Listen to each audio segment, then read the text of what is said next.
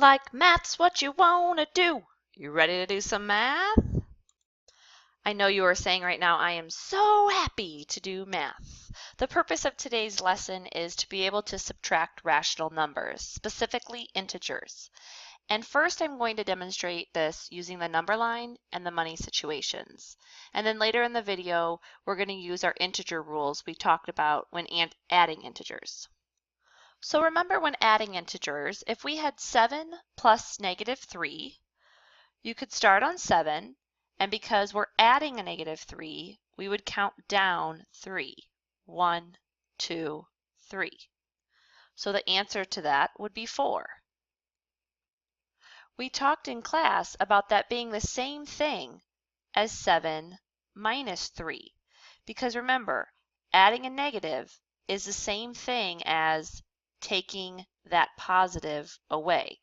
Because if I started at 7 and I'm taking away a positive 3, I'm taking away those positives. So I'm going towards the negatives 3 units. 1, 2, 3. I still end up on 4. Or if you think of it using money, you would have 7 positive dollars and you owe $3. So remember when you have opposites, or when you add opposites, additive inverse, you always get 0. So these would cancel out and you would have 4 positive dollars left. Let's try another one. 8 plus -13. I would start on 8. If I'm adding 13 negatives, that means I want to go towards the negatives 13 units. 1, 2, 3, 4, 5, 6, 7, 8, 9, 10, 11, 12, 13. I end up on -5. But this is the same thing as 8 minus 13. Remember, you won't see the positive symbol in between or in front of positive numbers. We can always put it there. So that's the same thing as 8 take away 13 positives. So if I'm taking away 13 positives, that means I'm going to be going towards the negatives on the number line. Or if you think of the money situation, if I had $8, we use positive for money that we actually have, but I owe someone $13, I'm able to pay them back the $8 that I have. These are all 0 pairs. However, I still have $5 to pay back. So I'm still $5 in debt, or I still owe $5. And remember, debt and owe, those represent a negative integer in math. Let's try example 3. We're going to start on -3, and we're going to add 6 negatives. So that means we're going to count down 6. 1, 2, 3, 4, 5, 6. So we're at -9. This is the exact same thing as -3 minus 6, because remember, you're not going to see the positive symbol in front of the 6. But what that is saying is -3 take away 6 positives. So if I'm taking away positives, I should be going towards the negatives on the number line 6 units, and I would end up on -9. Or if you think of it using money, you owe someone $3 and you owe 6 more dollars, so altogether you owe $9. Remember in math, owe or debt is a negative integer. And example 4, 4 minus -6. Wait, hold up, what is this symbol? In math, taking away a negative means the opposite of a negative, because that's a negative symbol. So what is the opposite of a negative? It's a positive. Or you might have heard of double negatives. For example, if you said, I don't not like turtles, what you're really saying is, I like turtles. So let me demonstrate this on the number line. We'd start at 4. If we're taking away 6 negatives, we wouldn't go towards the negatives on the number line. we'd go towards the positives, 6 units. 1, 2, 3, 4, 5, 6.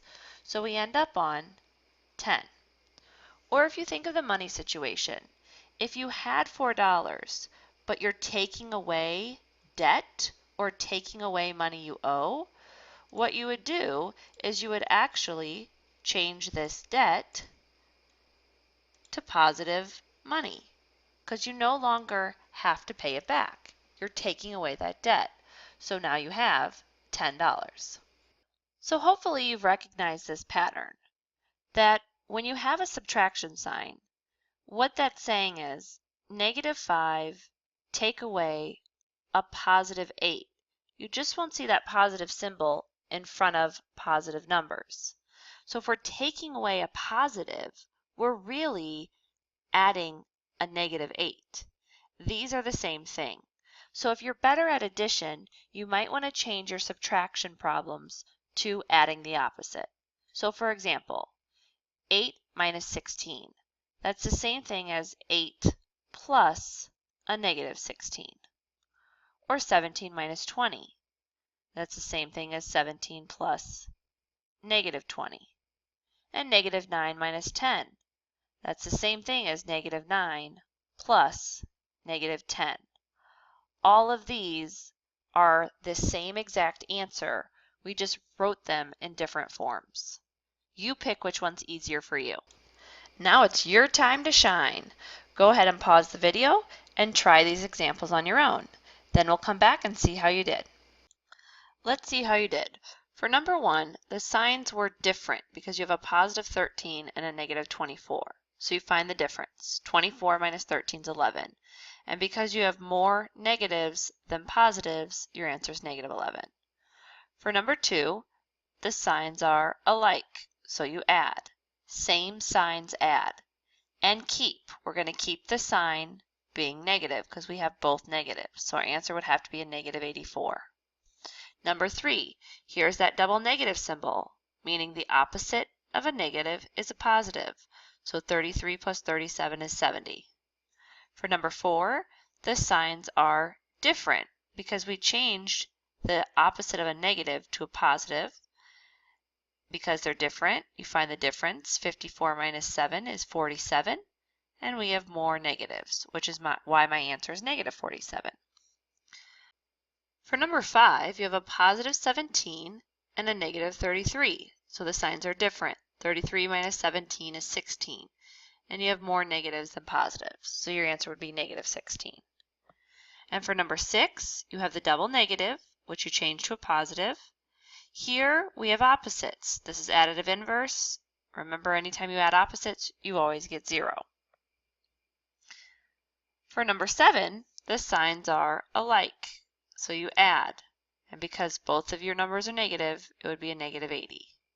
For number 8, we have the double negative, which you change to a positive, and 65 plus 65 is 130. For number 9, we also have a double negative, so we're going to change the opposite of a negative to a positive. 13 plus 9 is 22, and 22 minus 4 is 18. For word problems, one good strategy would be to draw a picture. So I drew a picture of this situation. I saw the word above, and above means positive in math. Sea level would be at 0, and below sea level would be a negative integer in math. And it told us to find the difference between the elevations. Difference means to subtract. So if I'm subtracting a negative, the opposite of a negative is a positive, I'm really adding those two numbers together, which makes sense if we use this visual. If we were below sea level, we would have to rise 131 feet to get to sea level, and then we would have to rise another 22,834 feet to get to the top of the mountain. So altogether, we rose 22,965 feet, which is the difference between the two elevations. Thank you for watching tonight's video, and remember, we're working on being more confident in math, so if you don't understand anything, please ask questions in class tomorrow. See you later!